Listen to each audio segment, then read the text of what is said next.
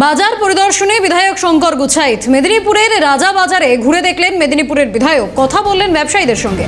বাজারে দালালরা চলছে কিনা, ক্রেতাদের থেকে বাড়তি দাম নেওয়া হচ্ছে কিনা, বাজারে সবজির দাম কতটা স্বাভাবিক খতিয়ে দেখলেন মেদিনীপুরের বিধায়ক।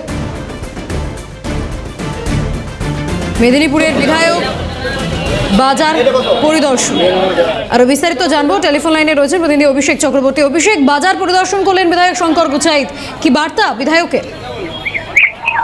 একদমই দেখো, বাজারে দাঁড়ানো হচ্ছে কিনা বা জিনিসপত্রের দাম ঠিকঠাক আছে কিনা, বাজার দর এবং সমস্ত কিন্তু বিষয় খতিয়ে দেখতে মেদিনীপুরে যে রাজা বাজার রয়েছে সেখানে পরিদর্শন করলেন বিধায়ক শঙ্কর গুছাইত, মেদিনীপুরের বিধায়ক।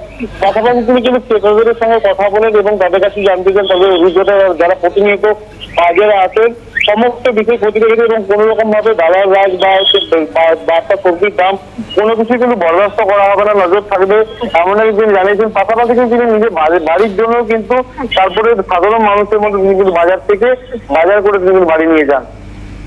একদমই তাই, একদিকে বাজার পরিদর্শন, তার পাশাপাশি বিধায়ক নিজেও বাজার সানলেন।